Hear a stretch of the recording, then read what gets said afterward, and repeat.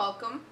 My name is Jennifer Upton, and I will be talking to you today about accepting traveler's checks. This is something I know quite a bit about, having lots of experience in check approvals and cash handling for the last 8 years, including the last 1.5 years here at Cash Systems. I've always been interested in checks, all things financial, ever since my grandpa gave me stock in Harley-Davidson when I was a little girl.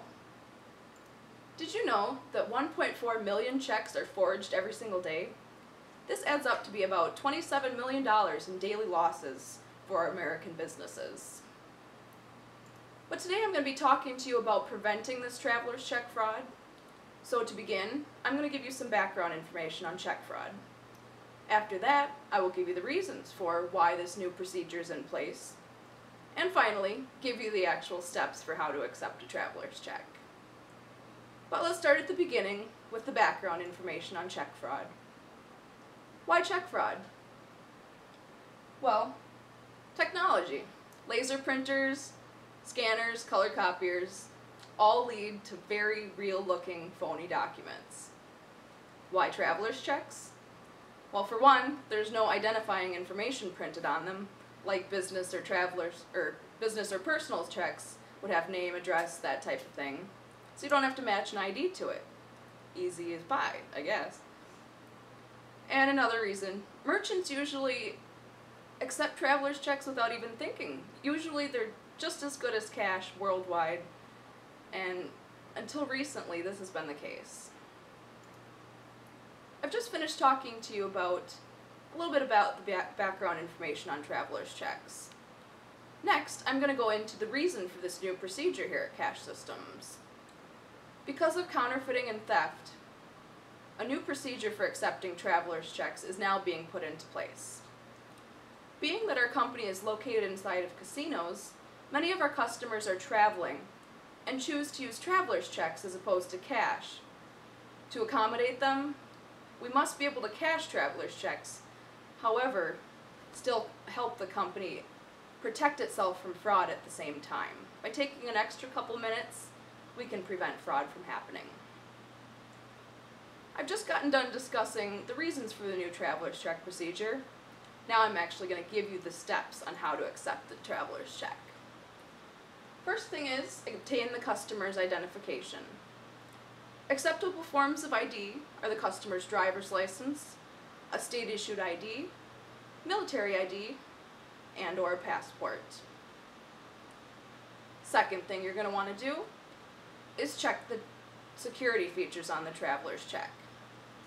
First and foremost is the paper. 100% cellulose. It's the same stuff that money is printed on. So when in doubt, check it against a 50. It should feel just the same. After that, the raised texture is located in this blue ink in the eagle, the border, and also the $100, the denomination in the corner. Possibly most importantly, though, is the watermark feature. If you hold the check up to the light, you should see the globe and an eagle on either side of the Visa logo. If those aren't present, that's pretty much a giveaway that this check is no good. And the fourth feature, security feature, is the holographic thread. Just like the new 50s and 100s, this is a holographic strip embedded right here. If you tilt it a little bit to the light, you can see secure, just like a hologram. That's your check. If it's black, if the security thread is black, it's most likely not a good check.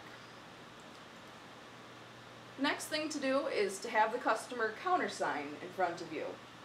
When the customer purchases the check at their bank, they sign right here in the signature line. And you're going to want to have them sign again in the counter signature area. Don't worry though, if they come up and the check has already been countersigned, you can just flip it over and have them sign again on the back. That's just fine. The next thing is the date and pay to fields. You're going to want to make sure that the date and pay to fields are filled out correctly. Cash systems should either be written or stamped in the pay to line. The date, make sure it's correct. I actually had someone write one out for last year, so just keep an eye on that. Make sure it's not post-dated either. The next thing is to call up and obtain the approval code, provided that the other security features have been checked. You dial 1-800-227-6811 and follow the prompts, using the pound sign when appropriate. First, you input the amount. After that, the routing and account number across the bottom of the check. Assuming everything is correct, it's going to give you an approval number. When they give you that approval number, write that in the upper right-hand corner of the check. When all that is completed, flip the check over, go down about an inch or so, and start to put the customer's personal information, including their name, address, phone number, birth date, and ID card number on the back of the check. Make sure that's all there. Finally, starting to finish up, you're going to want to pay the customer out and thank them for the patience. Endorse the back of the check with the stamp in that little space you left at the top there. Then you're going to want to place it with your other completed documents, and you're good to go. Congratulations, you've now learned the new procedure for how to accept traveler's checks. Please begin using these procedures immediately. We do thank you in advance for your cooperation. If you have any questions, please feel free to email me at jupton@csi.net. And at this point in time, I'm going to open up the floor to questions, comments. Anybody? Yes. So after all of that, what if it still comes back? What if the check still comes back? Provided that you've followed all the steps that I've just given you, check the security features, counter signature, ID, provided that you've checked all that and all that's good, you will not be held responsible if the check for some reason happens to come back. If, however, it's found that you missed something, like the watermark wasn't there, the security thread had turned black or something, then unfortunately there will be some consequences and you will be held responsible financially for that traveler's check.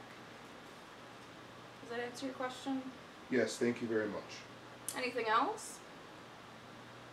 Yes. Is there an expiration on a traveler's check? Are they expired? Technically, no. But for all intents and purposes, if the checks don't have the features that I've just mentioned, the watermark, the holographic thread, the raised print, if that's not there, unfortunately, even if the check would still be good otherwise, we cannot accept it. Even though traveler's checks don't technically have an expiration date, for us to be able to accept it here at Cash Systems, we require that all of those security features I mentioned earlier are checked. So, to answer your question, that would be a no. And looks like that's it. I thank you all for your time. You all have a wonderful day.